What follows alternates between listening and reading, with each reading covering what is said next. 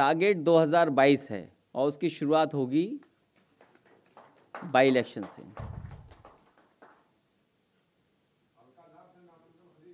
तो मैं कह रहा हूं आपको इंतजार करना चाहिए 3 बजे तक का।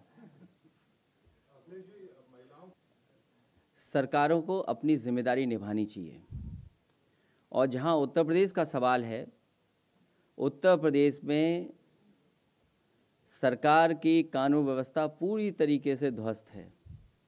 मुझे वो समय याद है कि जब सबसे बड़े कोर्ट ने ये कहा कि 1090 जैसी सुविधा हर प्रदेश में होनी चाहिए, या जिस तरह का रिस्पॉन्स सिस्टम डायल 100 बना था आज 112 है।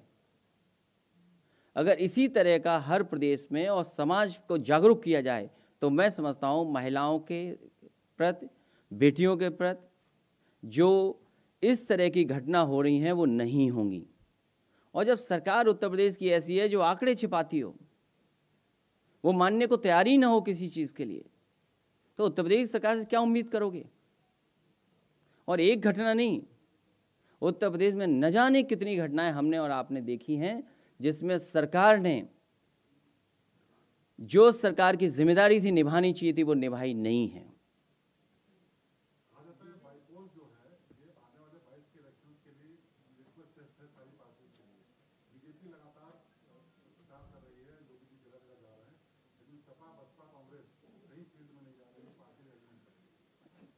समाजवादी पार्टी लगातार काम कर रही है और जब परिणाम आएगा तो फिर हम और आप यहीं पर बैठ कर के एक बार बातचीत कर लेंगे।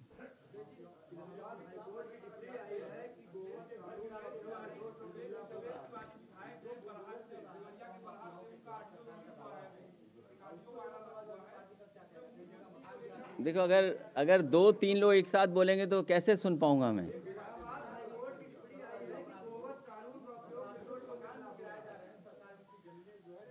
ये सरकार जिन लोगों के पुश्तैनी घर मकान हैं उन पे भी बुलडोजर चला रही है। और हमसे ज़्यादा कौन अच्छा समझेगा सरकार को? हमारा अपना घर, मुझे अपने आप खुद एफिडेविट देना पड़ा कि हम घर नहीं बनवा सकते। तो सरकार जो कर रही है, सरकार को ये सोचना चाहिए कि पुश्तैनी घर मकानों पे अगर बुलडोजर चलेंगे तो देश में न जाने कितने ऐसे घर हैं जिनके नक्शे पास नहीं हैं। और सरकार अपना भी तो देखे कि अपना नक्शा पास कराया है सरकार ने कि नहीं कराया है। कोई मुझे ये बताए कि मुख्यमंत्री आवास का नक्शा पास है कि नहीं है।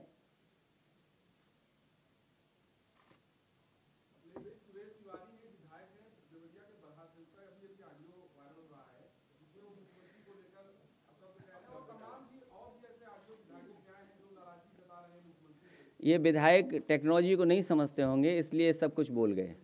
मैं उनको बधाई देता हूं कि उन्होंने कम से कम सच तो बोला।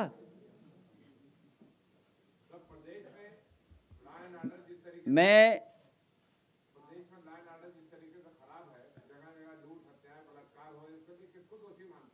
सरकार, मुख्यमंत्री खुद, जब मुख्यमंत्री जी ये कहेंगे कि ठोक दो तो प्रदेश में पता ही नहीं है किसको किसको ठोकना है। इसलिए मैं धन्यवाद देता हूं। मैं अपने सभी साथियों का स्वागत करता हूं जो आज समाजवादी ही हैं और समाजवादी पार्टी में शामिल हुए। मैं बहुत बहुत बधाई देता हूं। इसी तरह लगातार पार्टी में शामिल करने के लिए काम करते रहेंगे और उत्तर प्रदेश को खुशहाली के रास्ते पे ले जाने के लिए समाजवादी पार्टी काम करेगी।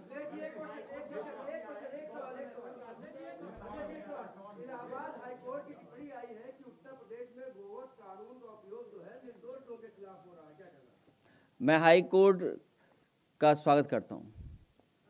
कहीं ना कहीं उन्होंने पूरी जानकारी ली होगी, उनको जानकारी मिली होगी।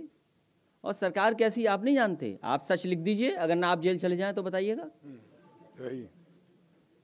कितने पत्रकार जेल चले गए, एफआईआर लिख गई उन पे, एक पत्रकार अभी भी जेल में है।